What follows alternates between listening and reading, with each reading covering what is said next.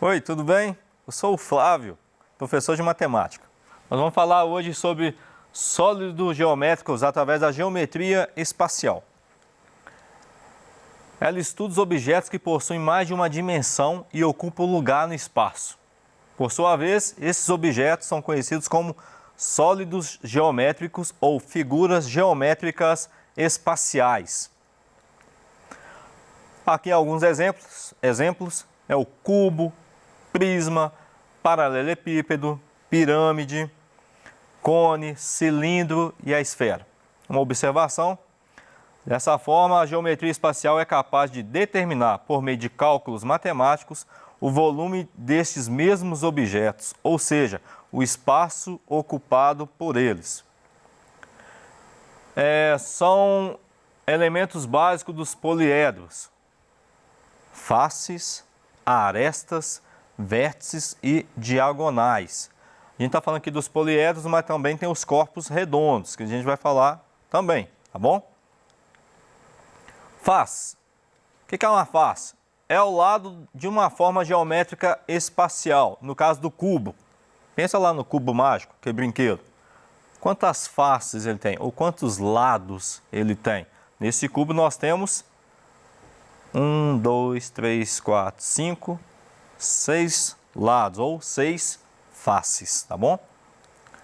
Arestas é a união de duas faces, ou a semi-reta comum entre as duas faces, tá bom? Aqui, ó. 1, 2, 3 arestas ali marcadas. O vértice é onde 3 ou mais arestas se encontram, ou melhor, é a quina, tá bom? Onde ela vai virar. É a diagonal, segmento que liga dois vértices que não pertencem à mesma face. Lembrando que a diagonal aqui é diferente do poliedro, é diferente dos polígonos, que a gente vai estudar mais à frente. Os poliedros de Platão são poucos e são determinados por todas as faces devem ter a mesma quantidade n de arestas. Todos os vértices devem ser formados pela mesma quantidade m de arestas e a relação de Euler. Está escrito Euler, mas fala Euler, tá? Vou falar Euler mesmo, né? Deve valer vértice menos aresta mais face. Sempre vai ser igual a 2. E aqui os poliedros de Platão, que é o tetraedro, hexaedro, octaedro, dodecaedro e ixodaedro. Ixoedro, melhor dizendo. Perdão. Platão comparou esses elementos com outros elementos, ou melhor, comparou essas figuras geométricas com elementos.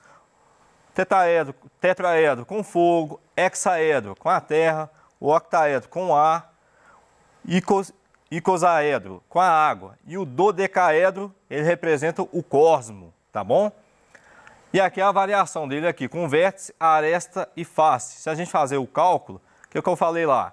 Vértice menos a aresta mais a face vai ser igual a 2.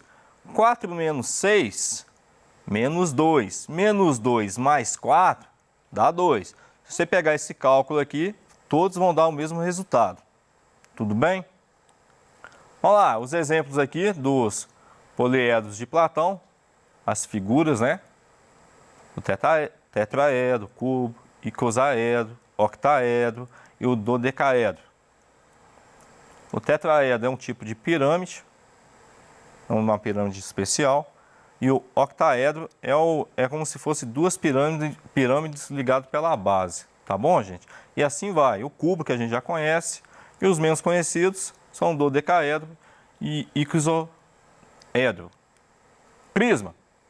Prismas são sólidos geométricos formados por uma face superior e por uma face inferior chamada de base, paralelas e congruentes, ou melhor, iguais, ligadas por arestas.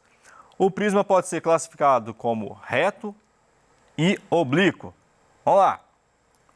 Prisma reto ou regular, ele forma ângulos de 90 graus. O oblíquo, ele já não tem o ângulo. Lembrando que o nome oblíquo quer dizer desviado ou inclinado, tá?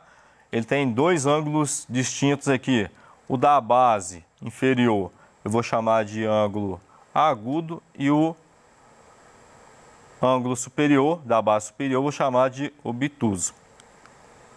Aqui alguns exemplos de prisma: prisma triangular, quadrangular, pentagonal, hexagonal. Por que os nomes? Por causa das bases, que são poligonais, tá? Triangular tem uma base triangular, tem 3 arestas, posso colocar assim, e assim vai. Para a gente trabalhar com cálculos matemáticos aqui, a área de um prisma vai ser um número de lado vezes a face. A área total, a área do lado mais 2 vezes a área da base. Por que 2 vezes? Porque o prisma tem a base inferior e a base superior. E o volume, o que eu vou fazer? Eu vou pegar a área da base e multiplicar pela altura. Simples assim. Vamos pesquisar em casa aí, tá bom? Pesquisar as áreas de cada tipo de base de um prisma.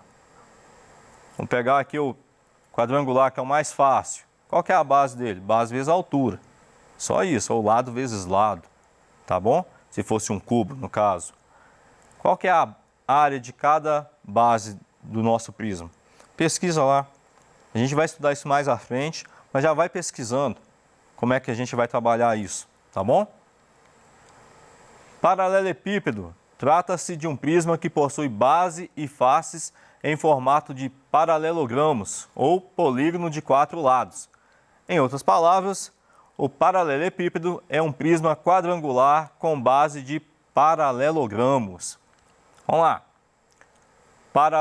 Paralelepípedos oblíquos possuem arestas laterais oblíquas à base. De novo, oblíquos são inclinados, tá, gente?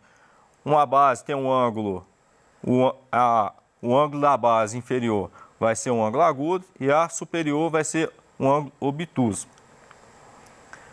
Tem um paralelepípedo reto, possui arestas laterais perpendiculares à base, ou seja, apresentam ângulos retos de 90 graus. A gente colocou aqui letra A, B e C, só para ficar mais fácil a gente entender. O A eu chamaria de comprimento, o B de largura e o C de altura. Se for tipo a construção de uma piscina, eu chamaria de profundidade, tá bom? Calculando a área e o volume desse paralelepípedo, a área da base, A vezes B, ou base vezes altura, ou comprimento vezes largura, tá bom? A área lateral é 2 vezes o comprimento vezes a altura, mais a largura vezes a altura. A área total, 2AB mais 2BC mais 2AC. Lembrando, gente, A, B e C, comprimento, largura e altura. Vai guardando assim, fixa A, B e C. Então, comprimento, largura e altura. Vai ficar mais fácil a didática sua aí na hora de fazer os cálculos. Tudo bem? Eu quero calcular a diagonal desse paralelepípedo.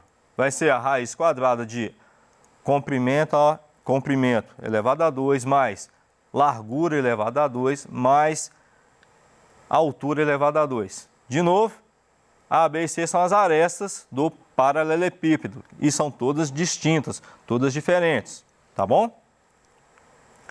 A do cubo, que é uma exceção, que parece muito com o paralelepípedo, só que nesse caso todas as arestas são iguais. Vamos calcular então a área lateral dela. 4 vezes a aresta elevada a 2. Por que 4? Porque olha só, eu estou fazendo área lateral, estou excluindo a base inferior e a base superior.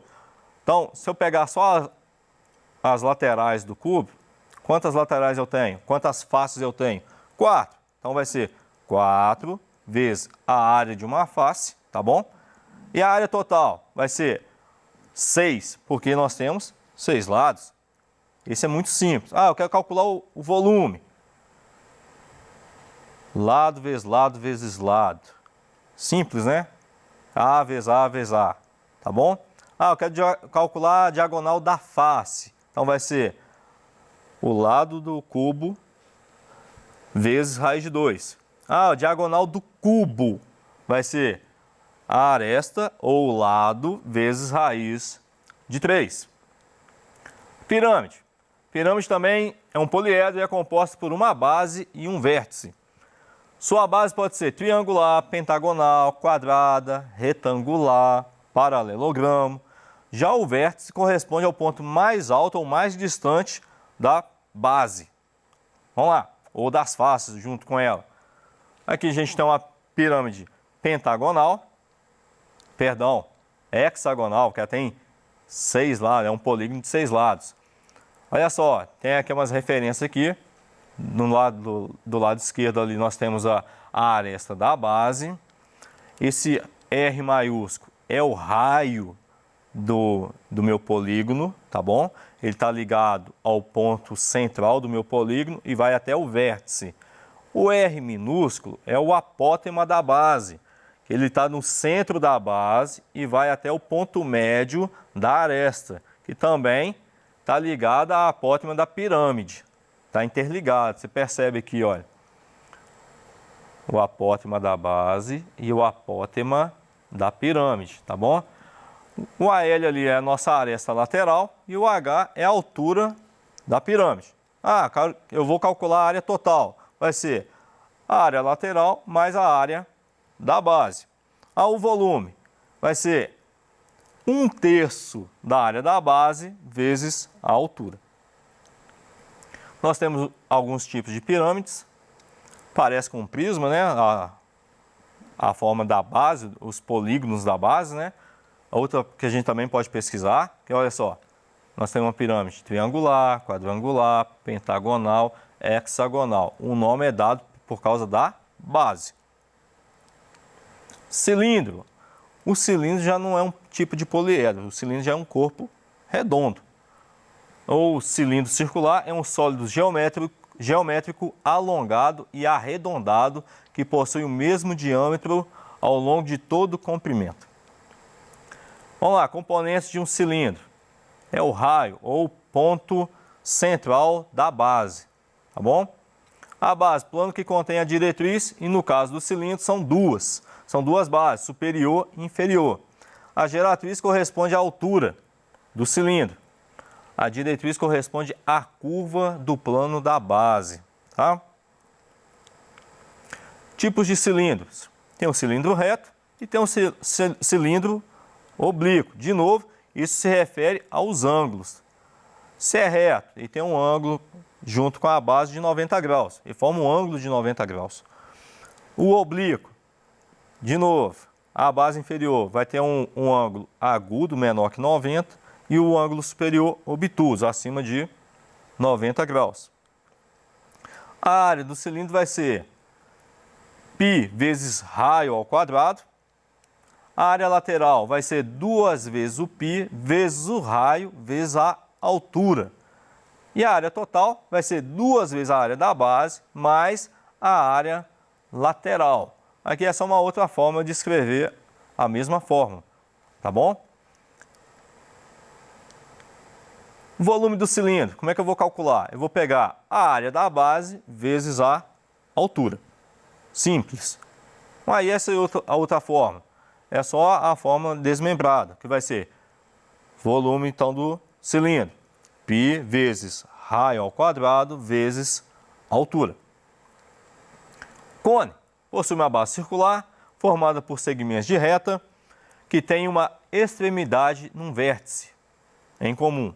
Além disso, o cone possui a altura h, caracterizada pela distância do vértice do cone ao plano da base. Possui também a denominada geratriz, ou seja, a lateral formada por qualquer segmento que tenha uma extremidade no vértice e a outra na base do cone. Podem reparar que todas as figuras elas acabam tendo um padrão. Elas são retos, formam ângulos retos ou formam ângulos oblíquos, tá bom? A área do cone vai ser π vezes raio ao quadrado. A área lateral, π π vezes raio vezes a geratriz. E a área total? Π vezes o raio vezes a soma da geratriz mais o raio. Tá, gente?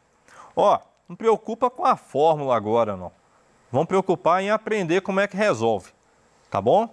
Vamos tentar praticar mais. Pratica mais. Na prática a gente guarda. É igual andar de bicicleta. Começa, leva um tombo e vai levando. Mas tem que treinar. Sem treino não vai dar para desenvolver. Eu preciso que você desenvolva. Eu preciso que você se dedique um pouco mais. Se você gastar 15 minutos a mais por dia, você já vai estar no lucro, ok? Olha o volume do cone. É 1/3 vezes π vezes o raio elevado ao quadrado vezes a altura, tá bom? Esfera, também um corpo redondo, é um sólido geométrico obtido através da rotação do semicírculo em torno de um eixo. É composto por uma superfície fechada na medida que todos os pontos estão equidistantes do centro. Aqui é uma figura de uma esfera. Esse R é o raio, tá? Vamos lá. Área do volume da esfera vai ser 4 vezes π vezes raio ao quadrado. E o volume vai ser 4 vezes π vezes raio elevado a 3 dividido por 3. No caso do volume aqui, está dividido por 3. Nessa forma, ou você divide tudo por 3 ou simplesmente pode dividir o raio ao cubo dividido por 3. Lembrando que π é um número irracional, que vale aproximadamente 3,14. Geralmente nas questões de Enem, o pessoal já coloca o valor lá, π vale 3,14. Em algumas questões o pessoal coloca lá, π é igual a 3, um número mais aproximado. Ó, isso vai depender da questão. Se a questão não falar nada, você considera 3,14, tá bom? Se tiver valendo, π é igual a 3, algumas questões acontecem isso. Você considera 3, você não vai inventar de alterar o que está no enunciado das questões. Lê o raciocínio lá da questão, interpreta lá e faz a questão baseada naquilo que está escrito. Bom, esse conteúdo é muito extenso, então não dá simplesmente você assistir só essa aula e falar assim, não, estou ok para estudar geometria espacial. Você tem que estudar mais, tem que dedicar mais. Igual eu falei, vou guardar essas fórmulas todas. É prática, a gente tem que praticar mais. Tudo é prática. Mas porque você fala porque você é professor. Não, falo porque é experiência. A gente acaba guardando porque a gente pratica mais.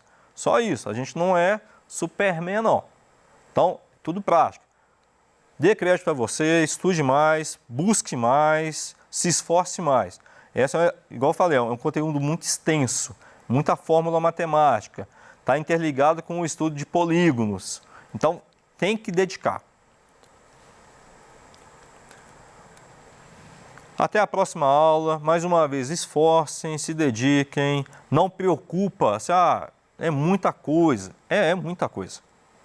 Mas às vezes você pode achar um meio, estudando, de abreviar esses estudos. Igual se você estudar paralelepípedos junto com um cubo. Se você entender os dois cálculos, você vai perceber que a diferença é muito pouca, é muito mínima. Então dá para a gente abreviar esse estudo e tirar essa tensão sobre a própria matemática, que a maioria tem, tá bom? Não coloque isso como empecilho, se esforce um pouquinho, que a gente lá no futuro vai se ver e vai falar assim, valeu a pena. Abraço, até a próxima aula.